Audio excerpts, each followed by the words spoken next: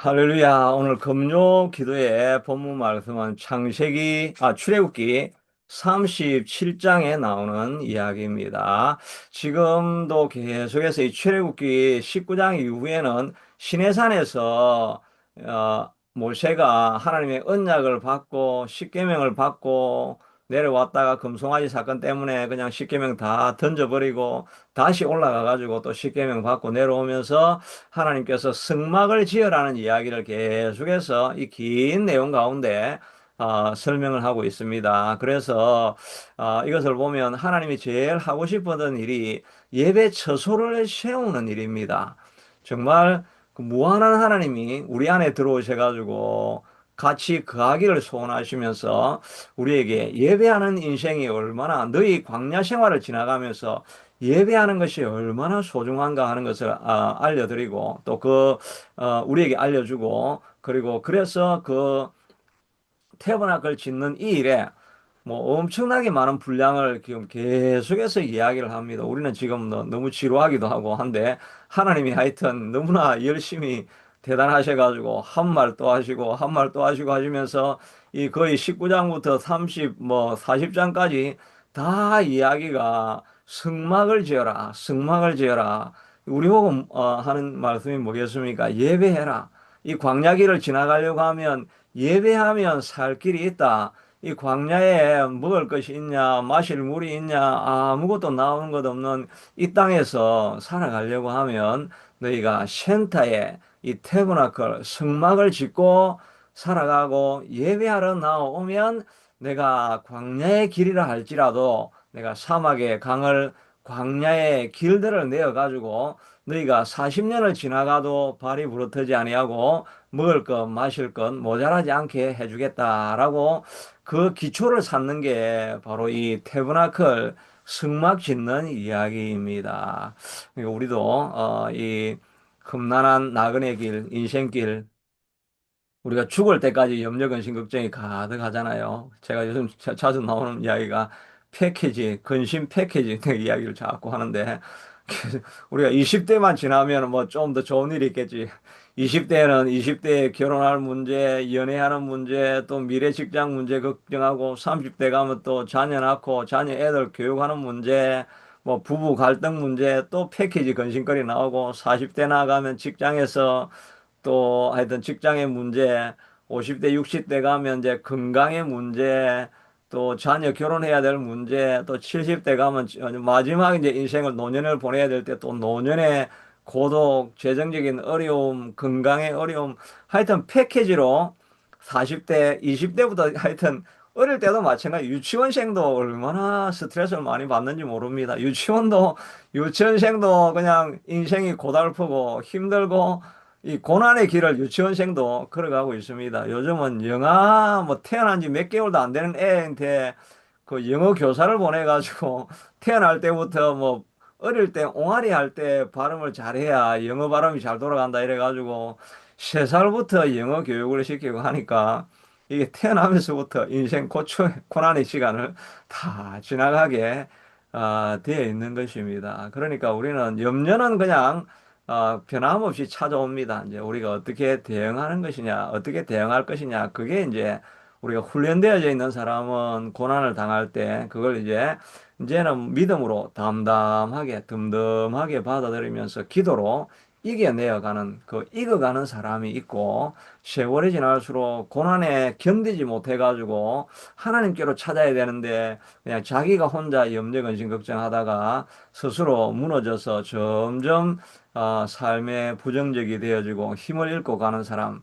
이제 고난은 양은 다 똑같습니다. 뭐 가난하나 부하나 홈레스나 부자는 근심 없는 게 아니겠죠. 부자들도 삼성 이재용 사장도 얼마나 그 마음에 짐이 되겠습니까? 이 지금 내가 한번 뭘 잘못 결단하면 이 완전히 이 삼성 회사가 흔들리고 어려워지니까 얼마나 하루하루 사는 게 저 얼음 위를 걸어가는 것까지 살겠습니까? 뭐 돈만 좀 있으면 이재용 회장 뭐 걱정할 것이 없겠지. 그런 생각이 그렇지는 않죠. 뭐 부자들도 엄청 스트레스의 분량은 동일한데 그걸 하나님 앞에 가져가는 사람은 평안을 얻고 또 오히려 고난을 지나가면서 기쁨과 그런 것들을 통해서 점점 더 익어가는 사람들이 되어서 고난을 아름다운 별로 만들어내고 고난을 아름다운 약재료로 사용해가지고 아름다운 간증을 만들어낼 수 있는 이런 간증거리로 살아가는 사람이 있고 염려 때문에 그냥 꽉 눌려가지고 아무것도 못하고 무너지는 사람이 있을 뿐입니다. 우리 권사님도 정말 이렇게 큰 소식을 들었는데 지금 이야기하는 거 들어보면 너무나 담담하게 남의 이야기하는 것처럼 이렇게 이야기를 하시고 있는데 하여튼 이게 많은 어떤 문제를 가든지 간에 이제 기도하면 풀어낼 수 있다는 이런 우리가 훈련되어져 있는 사람들은 문제를 당할 때 그 문제에 짓눌리지 않는 것밖에 없는 것입니다. 이 문제에 짓눌리지 않으려고 하면 어떻게 하겠습니까? 이 광야길을 지나가면서 센터에 태버나클을 짓고 성막을 짓고 예배가 내 인생의 센터가 되게 만들어서 어려움이 있을 때 예배하는 자리에 나와서 하나님의 음성을 듣고 하나님의 위로를 받고 하나님이 주시는 성령의 충만한 역사를 경험하고 이렇게 나아가면 광야의 메마름이나 또 주림이나 이런 모든 상황 속에서도 하나님이 공급하시는 하나님을 경험하면서 우리가 기쁘고 복된 이 광야 길을 지나가게 되는 우리가 될 줄로 믿습니다. 그래서 35장까지는 하나님께서 설계를 다 해주시고 지난주에 36장에서는 이제 그걸 실제로 브살렐과 오홀리압이 실제로 그것을 다 짓는 이야기를 우리가 살펴보았습니다. 그런데 이 언약궤 이걸 보면 이 우리가 지금 35장, 36장, 37장, 38장까지는 이렇게 실제로 짓는 이야기인데, 이 짓는 이야기는 다 보면 이야기 전부 다가 이 지금 밖에 울타리 짓는 이야기가 35장이고, 오늘 36장이고, 오늘 읽은 37장에 있는 내용은 바로 요 안에 있는 이 성소 안에 있는, 언약, 지성소와 성소 안에 있는 이 언약궤 분향단 진설병 등잔대 이거 만드는 이야기가 오늘 읽었던 이야기고 지난주에 했던 게 바로 이 뒤에 이 울타리를 만드는 작업이었습니다. 그래서 성막 짓는 이야기 울타리 만드는 이야기가 아니고, 제가 말을 잘못했네. 이 울타리 짓는 이야기는 지금 안 나왔고, 이 지난번에 36장에 했던 거는 바로 요 성막의 이 틀을 만드는 것입니다. 요쪽 북쪽에 그 나무 판자 20개, 남쪽에 나무 판자 20개, 여기는 총 8개로 이렇게 만들어 가지고 5m짜리, 15m짜리 이 밖에 프레임 짜는 이야기하고 그 위에 이제 그 막을 덮는 거, 네 겹의 막을 덮는 이야기가 지난주에 우리가 다루었던 말씀이죠. 그래서 이게 이 네 개의 겹이 이게 네 겹으로 이게 성막을 덮개를 이렇게 만드는 이야기를 했고, 그리고 나서 이제 요 밖에 프레임 있죠. 이 나무, 이 기둥 이런 거 세우는 이야기가 바로 이 이야기입니다. 이 이야기가 다 요렇게, 옆으로 20개 하고 밑에는 받침대 촉이라 그랬죠. 촉을 나무 판자 하나에 2개 해가지고 밑에는 은받침을 이렇게 놓아가지고 요렇게 동쪽, 북쪽 이렇게 하면 이제 북쪽에 20개, 남쪽에 20개, 여기 총 8개, 그 서쪽 벽 8개, 이 동쪽인데 남쪽이래. 동쪽, 서쪽 이렇게 해가지고 이렇게 만들어내고 하는 그런 이야기들을 36장에서 이렇게 한 것을 보게 됩니다. 정말 이렇게 밖에서 보면 이 물개 가죽으로 이렇게 덮어놔가지고 정말 보잘것이 없는데 안에 들어가면 그 안에는 이 휘장이 정말 아름답게 되어 있고 그 안에 전부 다 금이죠.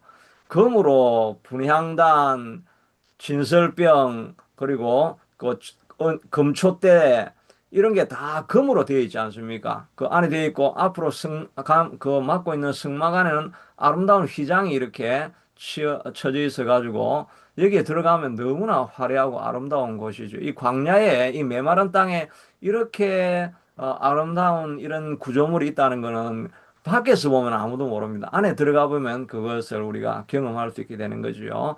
교회도 마찬가지입니다. 밖에서 보면 흐름하고 아무것도 없는 것 같은데 그 안에 들어가면 우리가 하나님의 임재를 경험하는 장소 아닙니까? 하나님의 임재를 경험하게 되면 세상에서 누릴 수 없는 정말 큰 기쁨과 그 어, 성령의 권능과 능력을 경험하고 그래서 세상 염려 근심 걱정을 다 잊어버리게 하는 곳이 교회가 되어져야 될 줄로 믿습니다. 바로 우리 금요기도에도 마찬가지 아니겠습니까? 밖에서 볼 때는 뭐 별 보잘것없는 것 같은데 이 말씀과 찬송과 예배를 드릴 때 성령의 기름 부음이 임하게 하셔가지고 우리의 모든 아픔과 또 우리의 슬픔과 고통을 다 씻어갈 수 있는 그런 자리가 우리 금요기도회가 될 줄로, 되어야 될 줄로 믿습니다. 저도 옛날에 지금 생각해 보니까 제가 초등학교 한 3, 4학년 때쯤 됐을 때 우리 동네 옆쪽에 제가 사는 동네 옆쪽으로 지나가다 보면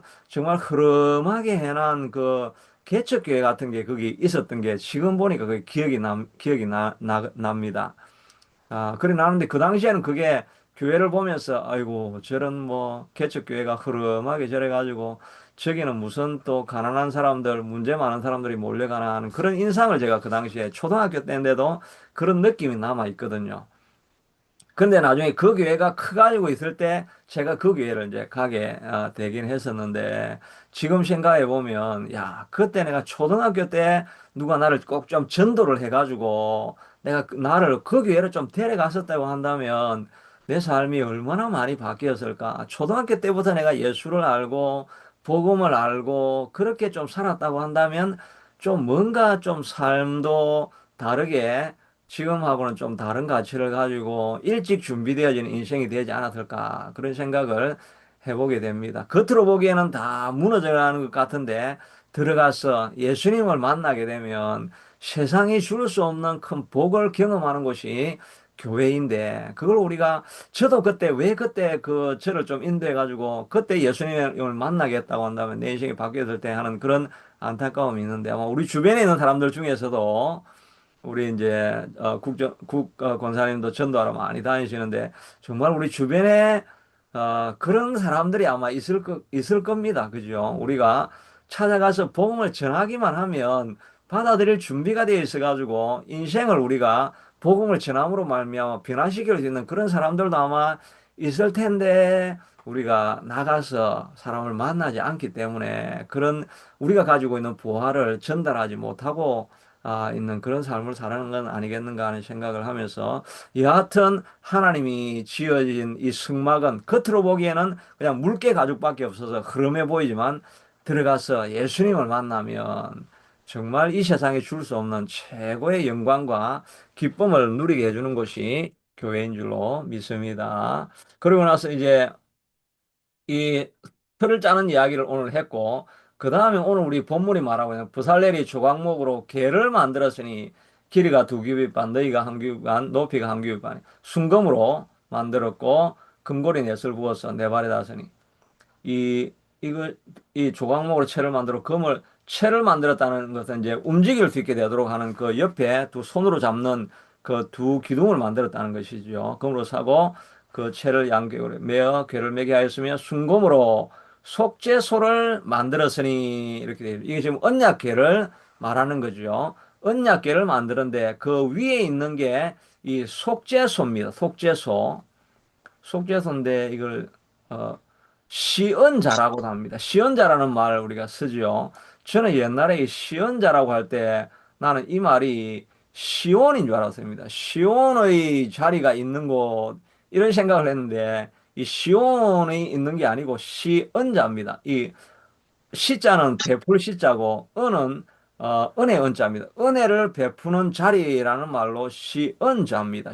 시온이 아닙니다. 시언자. 그래서 은혜를 베푸는 자리라고 해서 속죄소를 만들고 하는 그런 내용인데 이 모양을 보면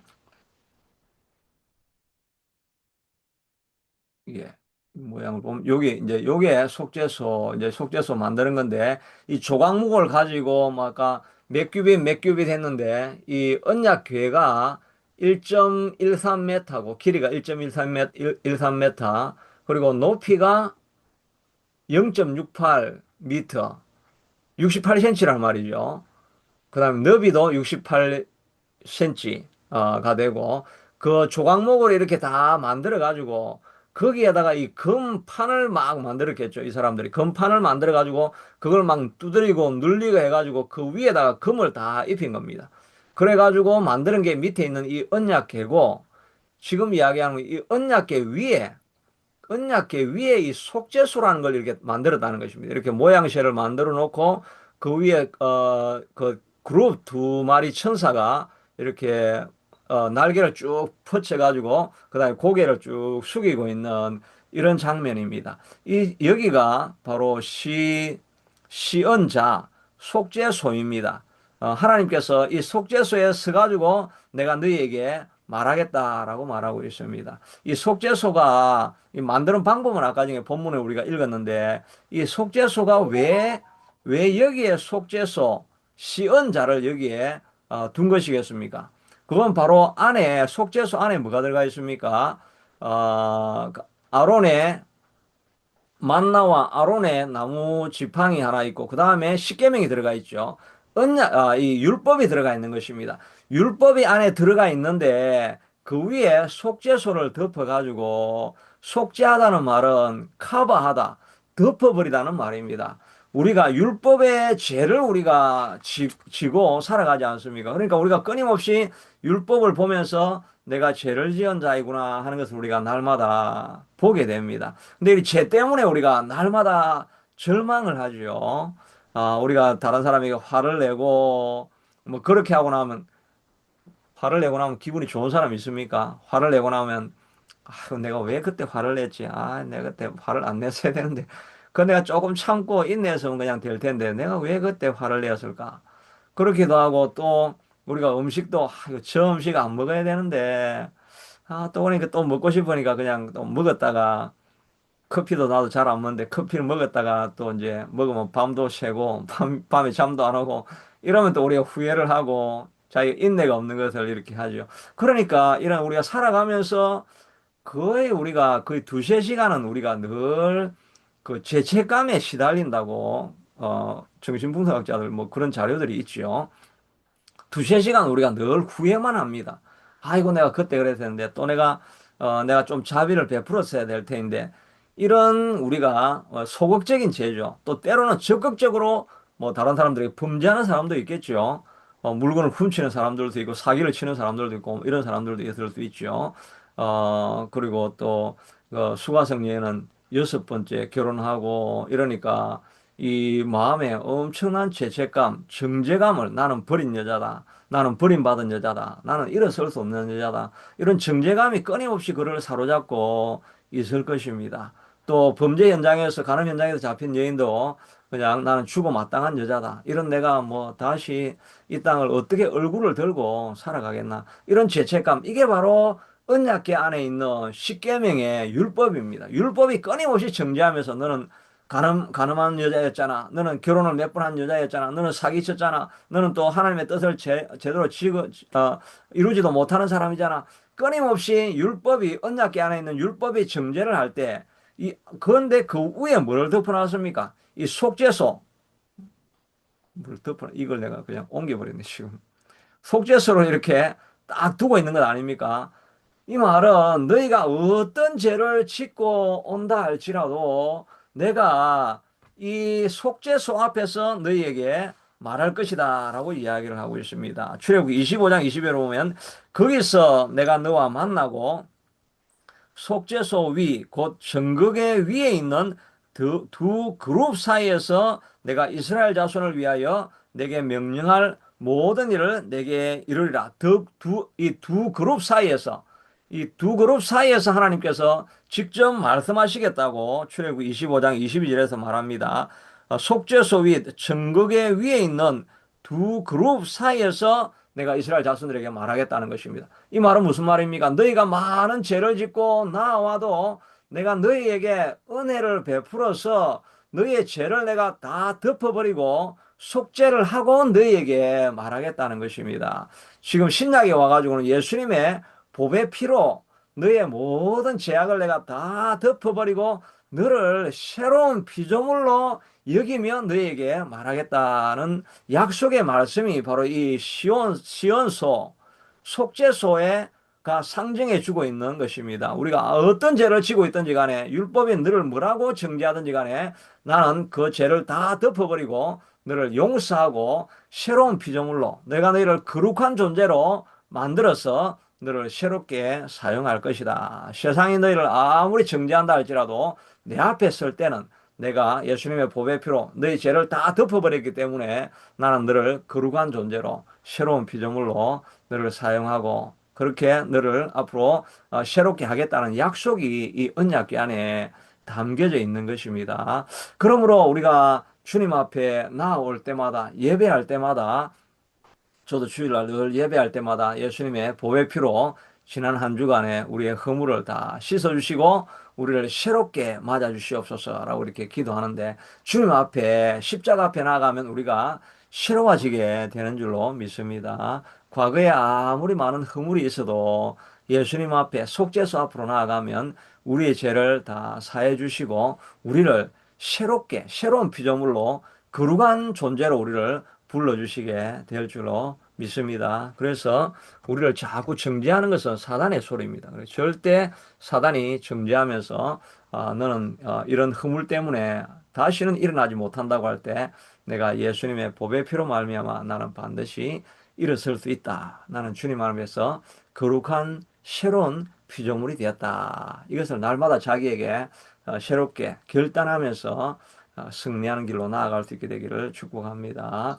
두 번째는 보니까 이 상인데 이 상을 만들다는데 이거는 그 진설병이 있는 떡상을 말하는 거죠. 조각목으로 상을 만들었으니 길이가 두 규빗, 너비가 순금으로 사고 위쪽 가장자리를 돌아가며 금태를 둘렀고 손바닥 넓이만한 턱을 이렇게 떡을 올려놨는데 이 흔들거리고 이러면 떨어질 수도 있으니까 떨어지지 않게 되도록 이렇게 턱을 만들어 놓고 금고리 넷을 부어서 내 발 위에 내 모퉁이에 달고 그다음에 조각목으로 상멜체를 만들어 이거는 이제 옮겨야 되니까 계속해서 이동하게 되니까 그 진설병에도 마찬가지고 언약궤에도 마찬가지고 상을 메고 갈 수 있는 그 채 기둥 두 개를 이렇게 다 붙여놔라 그렇게 하고 상 위에는 숟가락 잔과 따르는 병 대접과 숟가락과 잔과 병을 같이 올려놓으라고 이야기를 하고 있습니다. 그래서 만들어진 게 이제 이런 진설병이죠. 요 진설병은 12개가 있다고 그래요. 이것도 지금 6개,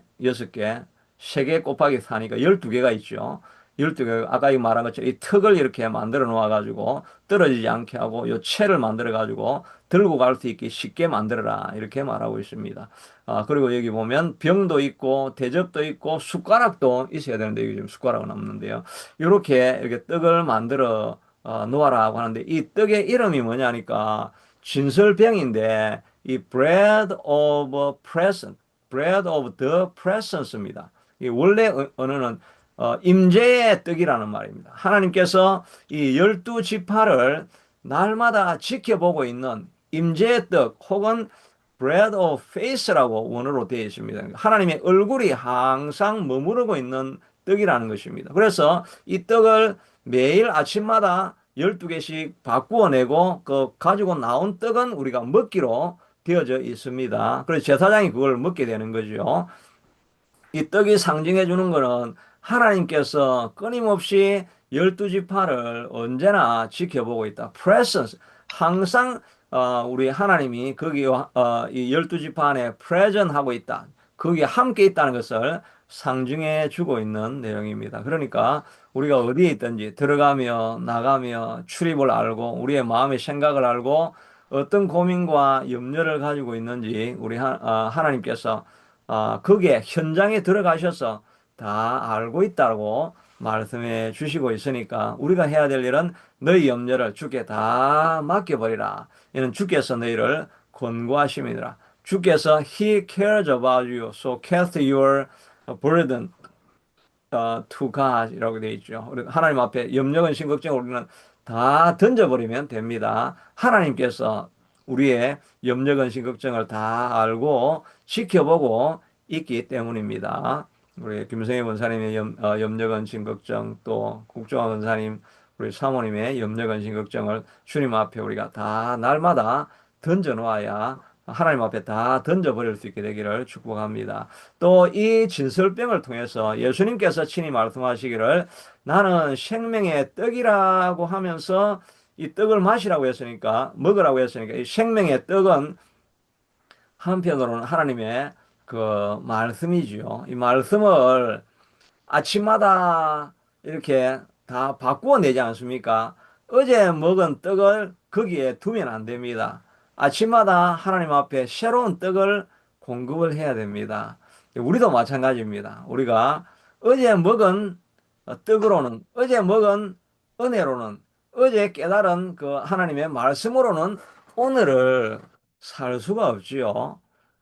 정말 우리가 아침에 기도할 때 저도 아침에 힘있게 기도하는데 그 혈액이 사실 반나절 정도 넘어가면 그 혈액이 거의 아마 떨어지는 것 같습니다. 말씀이 잘 기억이 안 나고 또 사건에 이렇게 묻혀버릴 때가 많이 있는데 우리도 마찬가지로 매일매일 떡을 우리가 새롭게 떡을 진설을 해야 우리가 살아갈 수가 있는 거죠. 이제 어제 흘러간 물로는 물레방아를 돌릴 수 없다는 그런 유명한 한국의 속담이 있죠. 흘러간 은혜로는, 어제 받은 은혜로는 오늘 내 삶의 물레방아를 돌릴 수 없다는 거죠. 그러니까 우리가 아침마다 깨어서 기도하며 하나님의 새로운 은혜를 달라고 기도해야 됩니다. 아침마다 주의 은혜가 새로우니, 그래서 우리가 살아간다고 말하고 있지 않습니까? 매일매일 은혜를 우리가 받아야 됩니다. 은혜가 없으면 내가 하루를 시작할 수 없습니다. 이런 마음을 가지고 늘 말씀을 우리가 말씀을 날마다 우리가 공급받는 우리가 되어야 될 것입니다. 저도 때로는 이렇게 아침 기도 매번 이렇게 준비할 때 조금 시간이 너무 많이 걸리면 조금 힘이 들기도 한데 그런데도 제가 가능하면 그 준비를 좀 잘해 보려고 노력을 하죠. 왜냐하면 제가 말씀을 전하다가 내가 은혜를 못 받으면 그냥 그날 하루가 남은 시간들이 무용지물로 흘러갈 때가 참 많은 것 같습니다. 그러니까 좀 힘이 들어도 오히려 시간을 들여가지고 내가 말씀을 전하다가 은혜를 받으면 그 다음에 살아갈 힘을 내가 얻으니까 우리가 시간을 얼마나 들이든지 간에 하여튼 은혜를 받기 위해서 최선을 다하고 그러면 남는 시간이 조금 적어도 은혜를 받은 은혜로 살아가면 그냥 30분 만에 오전에 할 일을 다 해버리는 경우들이 참 많습니다. 시간이 많다고 우리가 많은 일을 하는 건 진짜 아닌 걸 이제 참 많이 느끼게 됩니다. 시간이 많아도 앞에 할 일이 보이는데 하려고 하는 그런 능력이 안 생기고 하려고 하는 열정이 안 생기니까 앞에 해야 될 일이 가득한데도 그냥 아무것도 안 하고 시간만 낭비할 때가 얼마나 많은지 모릅니다. 그런데 기도하는 시간을 우리가 더 많이 들고 은혜 받는데 시간을 많이 들여놓으면 그 시간을 많이 투자해서 실제로 활동할 시간은 적은데도 불구하고 우리가 더 많은 일을 이루어내는 것을 이렇게 보게 됩니다. 그러니까 은혜 받기 위해서 애쓰는 시간은 절대 소비하는 시간도 아니고 절대 낭비하는 시간이 아닌 줄로 믿습니다. 이렇게 우리가 분주하고 바쁜 가운데서도 이렇게 금요일 나와서 이 자리에 예배하는 이 시간이 절대 낭비하는 시간이 아니고 이때 은혜를 받아야 우리가 일주일 동안 승리할 수 있는 그런 그 힘의 근원이 된다는 생각을 가지고 우리도 날마다 생명의 떡을 먹기 위해서 수고할 수 있게 되기를 축복합니다. 다음에 이제 등잔대를 만들었다라고 이야기했는데 그 순금으로 등잔대를 만들 때 그것을 쳐서 만들어야 돼. 그 밑판과 줄기와 장과 꽃받침과 꽃이 그것과 한 덩이가 되었고 그다음에 가지 여섯 이렇게 나오는 이런 거 이제 우리가 이렇게 길게 막 설명했지만 이거 그냥 설명만 자꾸 들으면 정확하게 이제 그 그림이 안 떠오르니까 그림으로 보면 뭐 좀 더 편하게 우리가 알 수 있죠. 요긴데 실제로 크기가 길이가 여기서 여기까지가 1.1m니까 이게 우리가 보통 보는 것처럼 그렇게 작은 게 아닙니다. 엄청나게 큰 거죠. 폭이 이제 1.1m고 높이가 1.6m니까 거의 여기 그림에 나오는 것처럼 사람 크기만하게 아주 이렇게 크게 되어 있는 것을 보게 됩니다.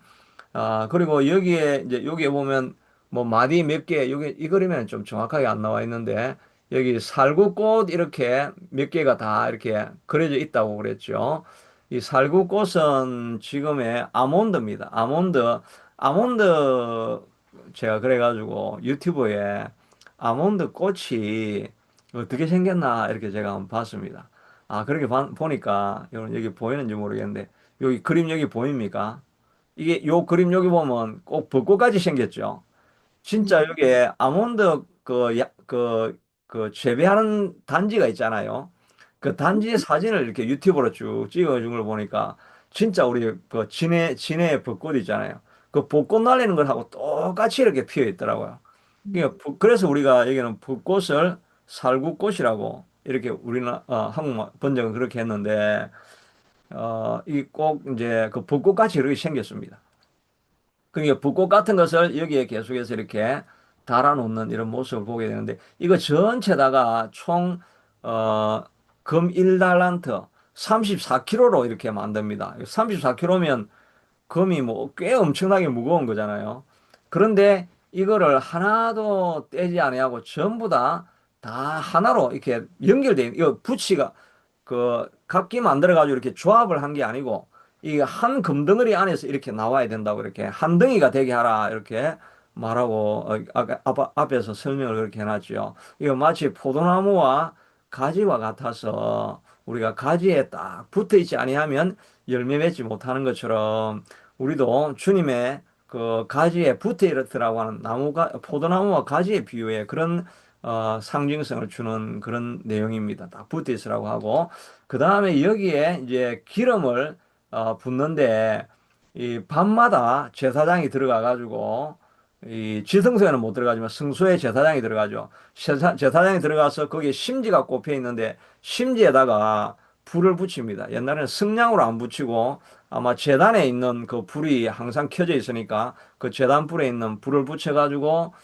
그 심지에 불을 붙여가지고 밤새 이렇게 불이 피게 이렇게 만듭니다. 그런데 아침이 되면 어떤 일이 나겠습니까? 아침에는 그 심지가 다 떠가지고 그 불똥 같은 게 이렇게 남아있죠. 근데 그걸 아침에 다 정결하게 하고 그 다음에 다시 기름을 붓고 이렇게 해서 24시간 그 촛대에 계속해서 불이 타게 이렇게 하라고 하나님께서 말씀해 주시고 있는 거죠. 이건 우리에게 상징하는 의미가 바로 이 촛대에 붓는 기름은 성령 아니겠습니까? 성령의 불을 우리가 꺼지지 않게 하고 24시간 내내 불이 타오를 수 있게 하라고 그래서 우리가 보통 내 재단에 불이 꺼지지 않게 하라고 하는 그런 의미도 들어가 있는 거죠. 우리의 기도와 성령의 불이 우리를 늘 지배하고 있어가지고 밤에도 불을 켜고 그 다음에 아침에도 불이 꺼지지 않게 하라고 이렇게 말하고 있습니다. 그리고 나서 밑에 이제 그 밖에는 이제 번제단이 있고 안쪽에는 그 향단이 있습니다. 향단이라고 하는 금향단이라고 하는 요걸 이제 만들게 되죠. 그 앞에 이거 위치는 이거 위치는, 예. 요거 있는 것처럼 이게 분향단이 여기 있고, 여기에 번제단이 있죠.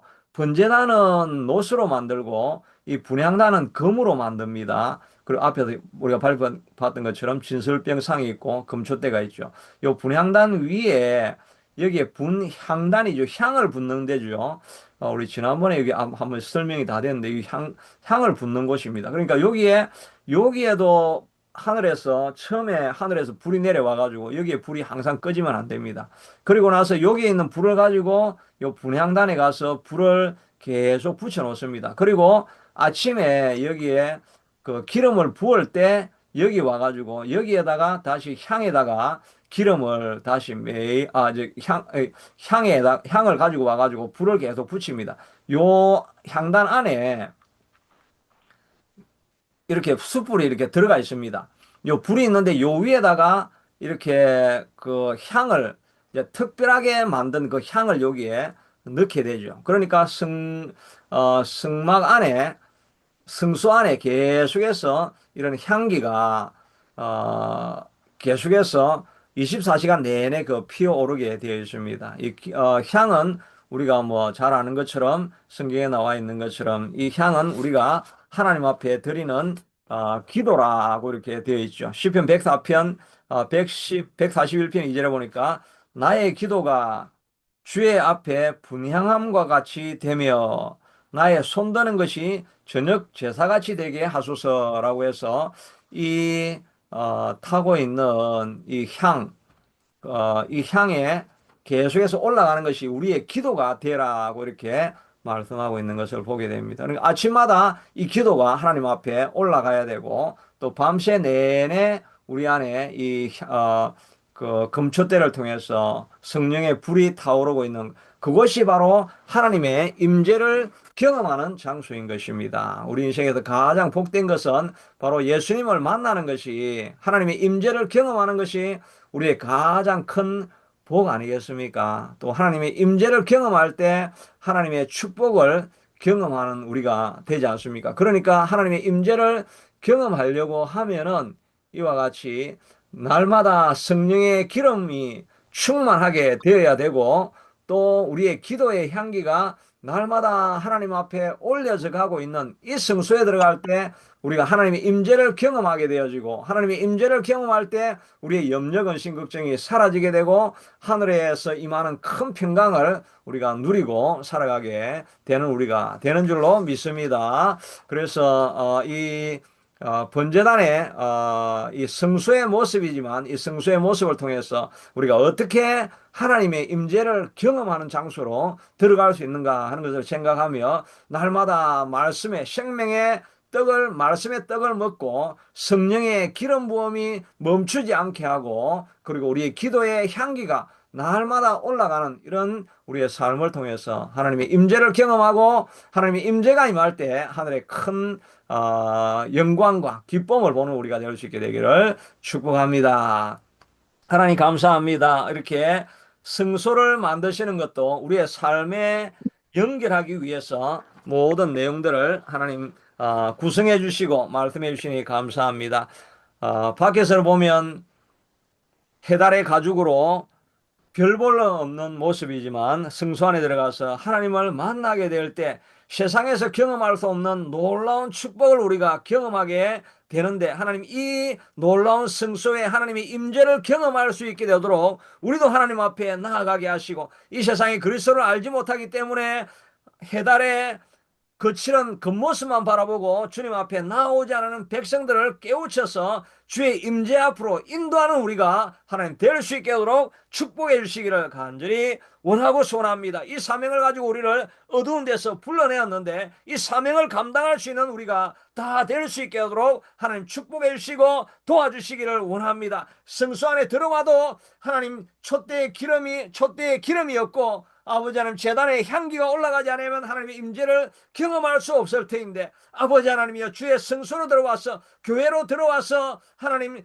성령의 기름 부음을 경험하게 도와주시고 하나님 우리의 아름다운 기도의 향기가 하나님 앞에 날마다 올려져가는 우리의 삶이 될 수 있게 축복해 주시기를 간절히 원하고 소원합니다. 특별히 금요기도에도 하나님께서 기억해 주셔서 하나님의 임재를 경험할 수 있게 하도록 도와주시고 하나님이 주시는 권능과 하나님의 영광을 봄으로 말미암아 우리의 삶의 문제도 하나님이여 다 사라질 수 있게 도와주시기를 원합니다. 우리 김승희 간사님의 부근 되시는 분의 하나님이여 질병의 문제도 하나님께서 기름 부어주셔서 하나님이 정말 기도하고 하나님 앞에 매달리고 간절한 마음으로 기도할 때 하나님께서 실제로 하나님의 임재를 통해서 질병의 문제, 암의 문제도 떠나가는 역사가 하나님 일어날 수 있게 하도록 축복하여 주시옵기를 간절히 원하고 소원합니다. 여호와 아버지는 또한 하나님이여 주님 우리가 이 카나다를 변화시켜서 우리 카나다의 한국 신앙들을 하나님이 흘려 보내는 일들도 하나님 비전으로 또한 이렇게 대화를 나누었는데 하나님 그런 역사가